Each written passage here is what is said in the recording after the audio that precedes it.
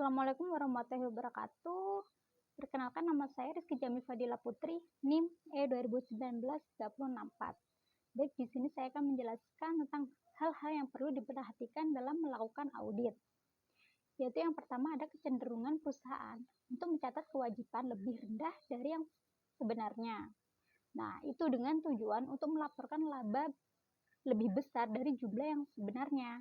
Untuk itu, auditor itu harus melakukan prosedur yang disebut searching of unrecorded liabilities dengan cara memeriksa pembayaran sesudah tanggal laporan posisi keuangan. Selanjutnya yang kedua yaitu perbedaan account payable dan accrued expense. Yaitu account payable memiliki angka lebih pasti karena perusahaan itu mencatat berdasarkan invoice yang diterimanya dari supplier, dan sedangkan accrued expense itu dicatat berdasarkan estimasi sehingga jumlahnya itu kurang pasti dibandingkan account payable. Selanjutnya yaitu tujuan pemeriksaan liabilitas jangka pendek. Yang pertama yaitu terdapat internal control yang baik atas liabilitas jangka pendek. Jika internal control ini disimpulkan oleh auditor cukup baik, maka ruang lingkup pemeriksaan itu dapat dipersempit, dan sebaliknya jika disimpulkan lemah, maka ruang lingkup pemeriksaan itu harus diperluas. Nah, ini juga ada ciri-ciri dari internal control yang cukup baik atas liabilitas jangka pendek. Yaitu yang pertama ada adanya pemisahan tugas antara bagian pembeli, bagian penerimaan barang, bagian gudang, sama bagian akuntansi dan bagian keuangan.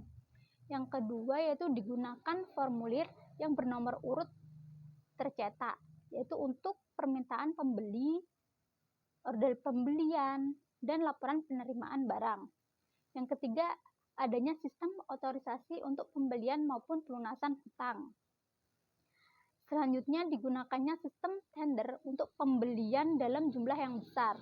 Yang kelima yaitu dibuatnya buku tambahan untuk utang usaha, dan setiap akhir bulan jumlah saldo untuk usaha menurut subsidiary ledger harus dibandingkan dengan saldo utang usaha menurut general ledger yang merupakan perkiraan pengendali.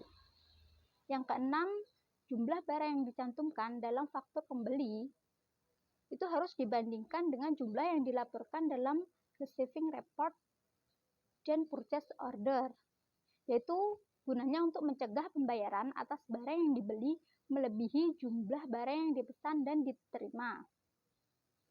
Yang terakhir yaitu faktor pembelian dan dokumen pembelian lainnya harus dicap lunas.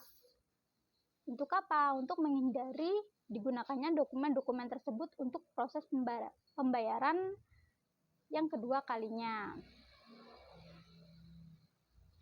Baik, selanjutnya tujuan pemeriksaan liabilitas jangka pendek yang kedua, yaitu liabilitas jangka pendek yang tercantum di neraca didukung oleh bukti-bukti yang lengkap dan berasal dari transaksi yang betul-betul terjadi.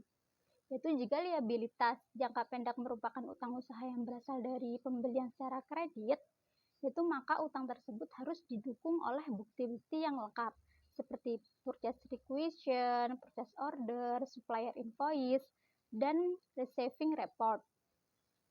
Yang ketiga yaitu semua liabilitas jangka pendek perusahaan sudah tercatat pada tanggal neraca.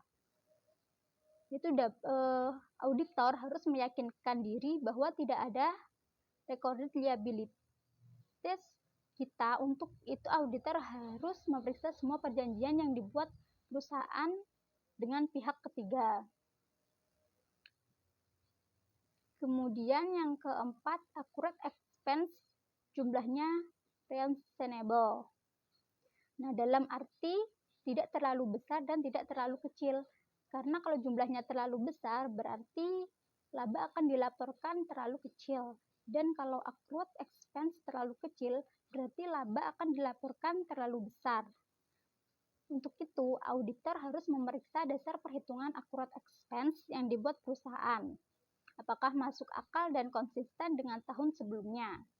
Selanjutnya yang kelima yaitu kewajiban leasing atau sewa. jika ada sudah dicatat sesuai dengan standar akuntansi sewa guna usaha PSAK 30.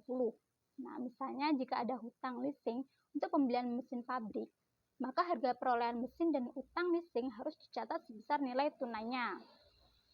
Selanjutnya yang keenam yaitu seandainya ada liabilitas jangka pendek dalam mata uang asing per tanggal neraca, itu sudah dikonversikan ke dalam rupiah dengan menggunakan kurs tengah Bank Indonesia per tanggal neraca, dan selisih kurs yang terjadi sudah dibebankan atau dikreditkan pada rugi laba tahun perjalanan. Selanjutnya yang ketujuh yaitu biaya bunga dan bunga yang terhitung dari liabilitas jangka pendek telah dicatat per tanggal neraca. Yaitu yang ke-8, biaya bunga liabilitas itu sebagai jangka pendek yang tercatat pada tanggal neraca betul telah terjadi karena dihitung secara akurat dan merupakan bahan perusahaan. Selanjutnya yang ke-9 yaitu semua persyaratan dalam perjanjian kredit itu telah diikuti oleh perusahaan sehingga tidak terjadi bank default. Biasanya dalam perjanjian kredit, bank mencantumkan beberapa persyaratan yang harus dipatuhi nasabahnya, yaitu yang seperti perusahaan tidak boleh mengganti manajer kunci tanpa seizin bank. Kemudian surrender rasio harus dijaga pada tingkat tertentu. Kemudian yang terakhir yaitu tidak boleh terlambat dalam bayar bunga.